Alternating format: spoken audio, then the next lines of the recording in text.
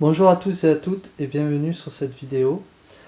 Alors dans cette vidéo je vais vous parler d'un OTAS, en l'occurrence le T-Flight OTAS X de la marque Trustmaster. Alors pourquoi ce OTAS là? Tout simplement parce que c'est celui que j'ai acheté, le mien. Donc je vais vous faire une petite vidéo de présentation pour vous montrer ma configuration et l'intérêt d'en acheter un. Alors pour commencer, qu'est-ce qu'un OTAS? Un OTAS, c'est un joystick, donc la partie ici, et la manette des gaz. Donc je pense que tout le monde connaît le joystick, qui peut être donc indépendant ou couplé à une manette des gaz, et c'est le cas d'un OTAS. Alors pourquoi acheter un OTAS? Suivant le jeu auquel vous jouez, par exemple le jeu Elite Dangerous, ça rajoute énormément d'immersion, pardon. C'est comme c'est comme si vous jouiez à un jeu de simulation de voiture, par exemple Project Cars, Gran Turismo, avec un volant. Donc vous voyez, niveau immersion, c'est quand même mieux de jouer avec ça, d'autant plus que je prends le cas encore d'Elite Dangerous, mais le jeu a été pensé pour jouer avec ces outils-là, donc pourquoi s'en priver? Alors ce OTAS là, c'est l'entrée de gamme des OTAS. Vous pouvez le trouver entre 40 et 50 euros. C'est quand même un tarif très correct, notamment au vu de la qualité de ce dernier. Moi personnellement, j'ai rien à redire. Il fait le job, hein, j'ai pas de remarques. À la limite, le seul reproche que je peux faire, c'est peut-être le nombre de touches qui est assez limité. J'en reparlerai un peu plus tard. Donc il existe plusieurs OTAS. En milieu de gamme, c'est plus la marque Cytec qui est présente, avec le X52, X52 Pro ou X55 par exemple. Donc là, c'est plus de 100 euros, voire 200 euros. Et Trustmaster, il faut aller à part ce OTAS là d'entrée de gamme, il faut aller en très haut de gamme pour avoir le Trustmaster Warthog. Donc là, c'est dans les 500 euros, quoi. Alors, concernant ce OTAS là, je vais vous montrer les différentes touches qui sont présentes. Donc pour le joystick, vous pouvez voir ici, on a un petit chapeau qui va être très important, un bouton central et un bouton sur la droite. Ensuite, derrière, nous avons un bouton ici présent et la gâchette. Ensuite, sur la partie manette des gaz, nous avons deux boutons ici. Ici, nous avons quatre boutons et derrière, une partie en plastique ici présente. Je ne sais pas si ça a un nom ou non, ou pas, mais c'est très très utile. Et encore deux boutons ici. Voilà. Donc un nombre de boutons qu'on pourrait penser assez conséquent, mais en réalité, lorsqu'on commence à jouer, vous verrez que c'est quand même assez limité et qu'il vous faudra un complément qui peut être donc votre clavier ou alors, la souris, enfin bon, n'importe quel complément parce que le nombre de touches est trop limité, en tout cas sur ce OTAS là, notamment sur Elite Dangerous où le nombre de commandes est très très très conséquent. Donc après cette petite présentation du OTAS, je vais vous montrer ma configuration. Juste avant, vous pouvez constater que les deux parties sont dissociées.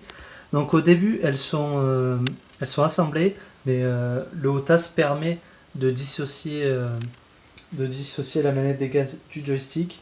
Donc c'est quand même plus sympa de jouer les deux dissociés. Et donc là, je peux l'écarter comme bon me semble. Moi j'aime bien jouer comme ça, un peu rapproché. Mais je sais que certains voudront mettre la manette des gaz à gauche du clavier et le joystick à droite. Donc après vous faites comme vous voulez, les deux parties peuvent être dissociées et séparées d'une certaine distance. Alors concernant ma configuration sur Elite Dangerous, donc sur ce OTAS vous avez trois axes. Donc vous avez l'axe X qui est le pitch, donc ici pour monter pour descendre. Vous avez aussi le roll qui est l'axe Y qui permet de tourner sur soi-même, hop, à gauche et à droite. Et vous avez aussi le yaw, donc l'axe Z ici, hop là, donc pour ajuster bien sa cible. Voilà. Ensuite, je suis dans le jeu Elite Dangerous, je suis chasseur de primes.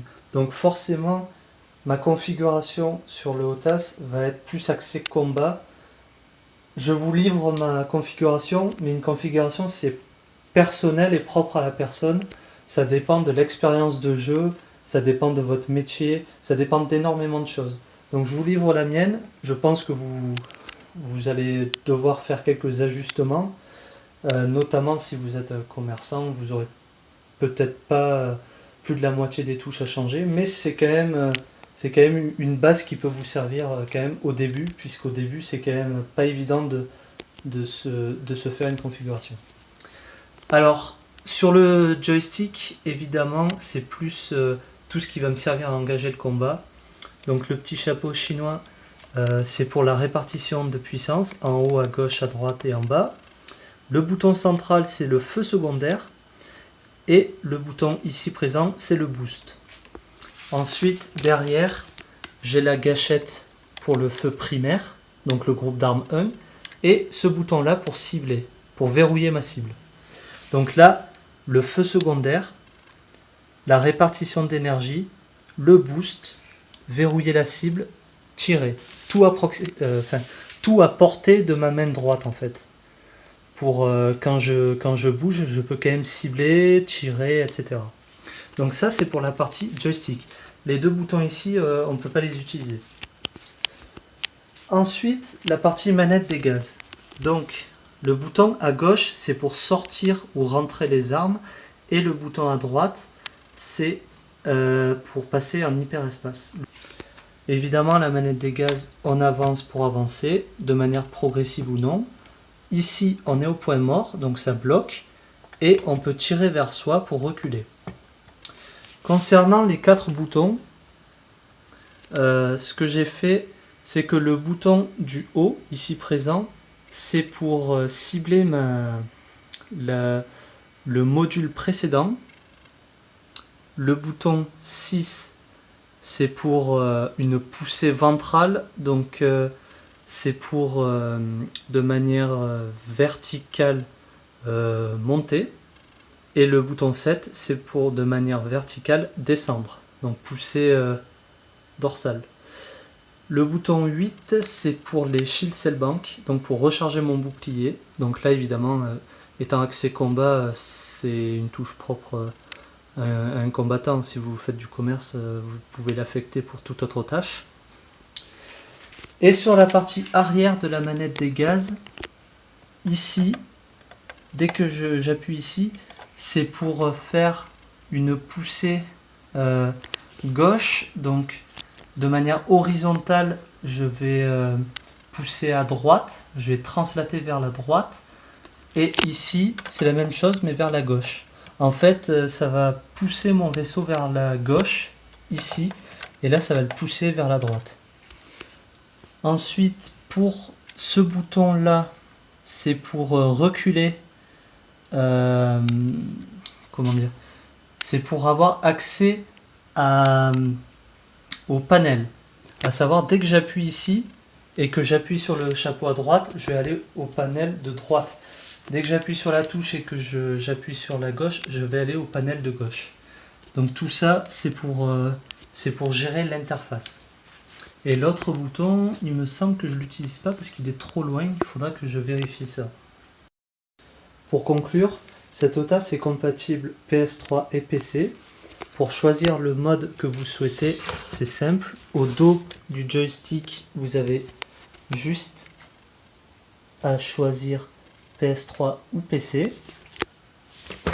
Et enfin, un bouton important, c'est le bouton Home, ici.